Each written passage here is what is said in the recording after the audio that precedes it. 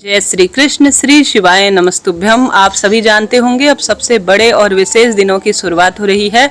इन तिथि पर तुलसी की लकड़ी को आपको घर में घुमाकर एक जगह पर जरूर रखना है ताकि 3 साल का यह सबसे बड़ा कार्य हो जाए। पुरुषोत्तम माह हमें 3 साल बाद प्राप्त होता है और इस पुरुषोत्तम माह में तुलसी की लकड़ी का कार्य सबसे ज्यादा फलित माना जाता है। ज्यादा कुछ बड़ा नहीं कर सकते तो सबसे श्रेष्ठ तुलसी की लकड़ी का यह कार्य आप कर लीजिएगा। सबसे पहले आपको तिथि की जानकारी दे दूं। आपका पहले ही सुबह आज एक प्रश्न आया था, दीदी हम आज अष्टमी का व्रत करना भूल गए हैं। तो इससे मुझे ध्यान आया कि आपको तिथि की सूचना पहले ही मिलनी चाहिए ताकि आपका व्रत, उपवास या कोई भी नियम आपसे छूटे नहीं। तो सबसे पहले ध्यान से सुने, फिर तुलसी का यह उपाय हम सभी जानेंगे। जो इन तिथियों पर आप करते हैं ना, तो अनंत अनंत गुना लाभ मिलता है। सबसे पहले बात कर लेते हैं नौमी तिथि की। तो रविवार को नौमी तिथि रहेगी और 10वीं तिथि सोमवार को होने वाली है। गंगा दशमी इसे कहा जाता है। गंगा मैया धरती पर अवतरित हुई थी। स्क्रीन पर मैं सभी तिथियों की लिस्ट आपके समक्ष प्रस्तुत कर दूंगी। नौतपा भी 25 तारीख से ही शुरू हो रहे हैं। सूर्य भगवान रोहिणी नक्षत्र में प्रवेश करेंगे। साथ के साथ सोमवार का दिन होने के कारण गंगा दशहरा सबसे खास हो गया है। बात कर लेते हैं मंगलवार की। हालांकि मंगलवार 26 तारीख को एकादशी शुरू तो हो जाएगी, परंतु यह दशमी युक्त एकादशी है जो कि ठीक नहीं है। ऐसे में द्वादशी युक्त एकादशी का व्रत हम सभी कब करेंगे?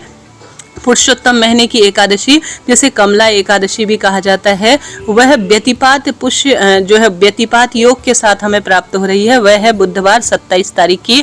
पारण का समय स्क्रीन पर दिया है ताकि आपको कोई दिक्कत ना हो।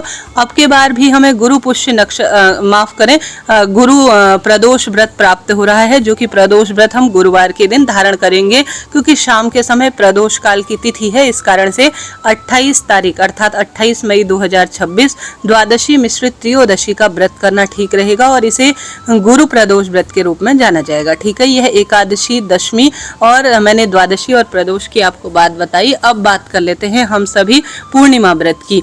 तो पूर्णिमा का जो व्रत है वह 30 तारीख शनिवार को इस बार किया जाएगा। ठीक है, 30 तारीख को व्रत की पूर्णिमा रहेगी, इस बात को नोट करते हुए चलिएगा।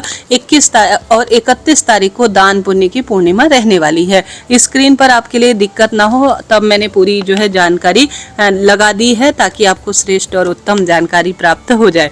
अब हम उपाय जानना शुरू करते हैं। यह जानकारी, यह तिथि का विवरण पंचांग में से मैं पढ़ रही हूँ। अगर आपके लिए उचित रह रहा है तो राधे राधे लिखें या महादेव का श्री शिवाय नमस्तुभ्यम मंत्र सुमिरन करें। वीडियो को शेयर करें, लाइक करें और साथ के साथ वीडियो उचित उपयोगी रहती है तो अपनी राय भी जरूर दीजिएगा। अब आइए तुलसी माता के उस सर्वश्रेष्ठ उपाय को आपको बताते हैं जो कि आपको करना अनिवार्य है। भले ही आपको स्नान, ध्यान, पूजन इत्यादि भी नहीं कर रहे हैं, परंतु तुलसी का यह उपाय आपको करना है। पूरे महीने कर सकते हैं या इन विशेष तिथि पर तो सभी को करना ही है। नौमी, दशमी से लेकर पूर्णिमा तक नियम बांध लीजिए कि मनोकामना की पूर्ति के लिए तुलसी का यह श्रेष्ठ कार्य आपको करना है।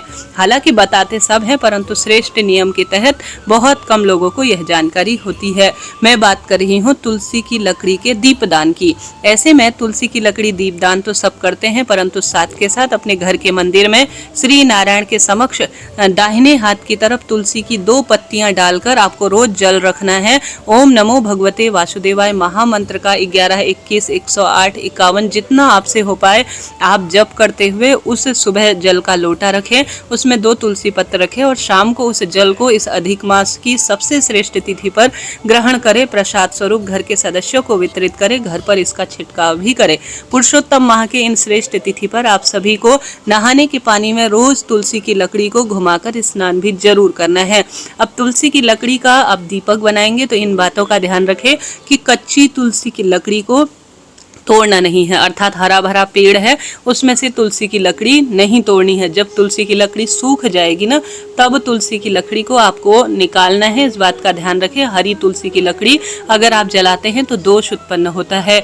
अब तुलसी की मंजरी अर्थात तुलसी की बीज भी बहुत सुखद मानी जाती है। तुलसी का बीज आप लाएं और उससे सुंदर तरीके से एक माला बना सकते हैं। तुलसी की मंजरी के बीजों की माला तो बहुत ही सुखद है। या आप सभी इस महीने तुलसी की पत्तियों पर राधा राधा लिखकर या साधारण सरल तरीके से चंदन की बिंदी 11, 21, 51 जितना हो, एकादशी, दशमी, पूर्णिमा, प्रदोष के दिन और श्रेष्ठ तिथियों पर अगर श्री नारायण को समक्ष प्रस्तुत करते हैं भोग प्रसाद रूप में, माला के रूप में, तो यह लाभ देती है। तुलसी की जो बत्ती है वह कैसे बनानी होती है? देखिए, कई लोग क्या गलती करते हैं, सीधे तुलसी की लकड़ी को पकड़ते हैं और जला देते हैं। यह ठीक नहीं है। इसकी एक प्रक्रिया कही गई है। तुलसी की लकड़ी को लेकर आइए, संभव हो जोड़े से 2 की संख्या में, जैसे हम 2 दीपक लगाते हैं ना, एक दीपक में कई लोग बत्तियां रखते हैं। संभव हो, अगर आपके बस का है, श्रेष्ठता रहती है, इतनी उपलब्ध है, तो तुलसी 2 लीजिए, अच्छी सुंदर अवस्था में, कम से कम 4 आंगुल बराबर आपके तुलसी की लकड़ी हो। इससे बड़ी ले सकते हैं परंतु छोटी ना ले। हमेशा बाती 4 आंगुल बराबर कही गई है।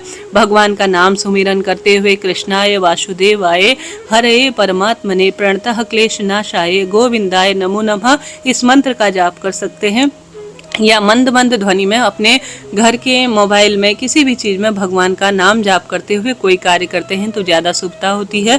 तो तुलसी की लकड़ी की एक बाती स्वरूप बना लीजिए। अब इसमें कई लोग कच्चा सूत लपेटते हैं, जो भी बहुत शुभ है, नहीं तो रुई कपास सबसे उत्तम मानी जाती है। अब इसे संभव हो तिल के तेल में डुबोएं या घी में डुबोएं, सरसों के तेल का यहाँ कोई काम नहीं है। इस चीज़ को नोट करते हुए चलिएगा। फिर श्री नारायण के समक्ष, भले ही श्री कृष्ण भगवान हो, जगन्नाथ आपके पास हो मूर्ति प्रतिमा रूप में, या श्री कृष्ण भगवान का कोई भी प्रतिरूप हो, उनके समक्ष रोज सुबह शाम आप एक महाहवन करने जा रहे हैं। मात्र एक तुलसी की लकड़ी का दीपक आपके जीवन के सभी शारीरिक, मानसिक, आर्थिक कष्ट बंधनों से आपको मुक्ति दे सकता है। तो आप सभी सरल तरीके से तुलसी की लकड़ी को इस प्रकार से श्री नारायण के समक्ष प्रस्तुत करें। इससे ना कई वर्षों के दीपदान का फल मिलता है। और गुरुजी हमेशा बतलाते हैं, कई वर्षों से मैं ये वीडियो आप सभी को बताती हूँ, समझाती हूँ। एक बार जो भी श्री नारायण के समक्ष तुलसी की लकड़ी का दीपदान करता है, या तुलसी की लकड़ी को अब बचे हुए श्रेष्ठ दिनों में किसी पत्थर पर घिसकर उसका हरि चंदन बनाते हैं ना, जैसे कार्तिक महीना होता है उससे भी ज्यादा फल देने वाला होता है पुरुषोत्तम महीना। हालांकि कार्तिक महीना तो हमें हर साल प्राप्त होता है, हम अपनी क्षमता शक्ति सामर्थ्य अनुसार उसमें दान इत्यादि करते हैं, परंतु पुरुषोत्तम माह 3 साल बाद प्राप्त होता है। तो तुलसी की लकड़ी का आप नियम बांध लीजिए, अभी तक आपने नहीं किया तो करें। साथ के साथ तुलसी की लकड़ी का हरि चंदन बनाकर किसी पत्थर पर इसे घिसकर इसमें थोड़ा सा सामान्य चंदन या ऐसे ही श्री नारायण के समक्ष जिस भी स्वरूप में आपके पास लड्डू गोपाल है उन्हें श्रृंगारित करें। अपने मस्तक पर भी तुलसी की लकड़ी का चंदन धारण करें, इसे हरि चंदन कहा जाता है।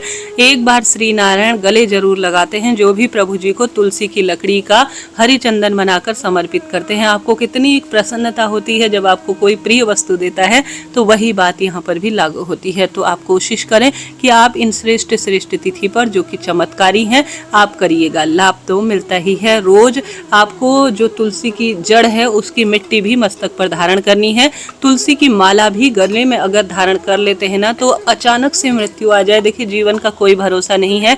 वह श्री नारायण का महाभक्त होता है और उसे बैकुंठ का वासा जरूर से मिलता है। तो इस चीज को आप नोट करते हुए चलिएगा, जीवन संभल जाएगा, भाग्य बदल जाएगा और सदा सर्वदा के लिए खुशियां आ जाएंगी। तो करके देखिएगा, उचित उपयोगी रहती है। तो राधे राधे लिखे। कोई प्रश्न हो तो भी पूछ सकते हैं। शास्त्रों में मैंने जाना समझा पढ़ा है, लिखा गया है स्पष्ट रूप से, जिस व्यक्ति की मृत्यु तुलसी की जो लकड़ी होती है मृत्यु के समय अगर जब जो है दाह संस्कार कर रहे होते हैं तो तुलसी की लकड़ी को डाला जाता है तो उसकी शुद्धि हो जाती है और वह श्री वैकुंठ धाम को प्राप्त करता है। इतनी महिमा तुलसी की लकड़ी कही गई है। तुलसी अगर मुख में रखी जाए मृत्यु के समय, जिह्वा के समय, तो उसे वैकुंठ का वासा मिलता है। आप सब इन चीज़ों को जानते होंगे, तो अभी तक आपने नहीं किया है तो करें। मैंने अगर आपको उचित श्रेष्ठ जानकारी दी हो तो आप कमेंट्स में राधे राधे लिखे और सब्सक्राइब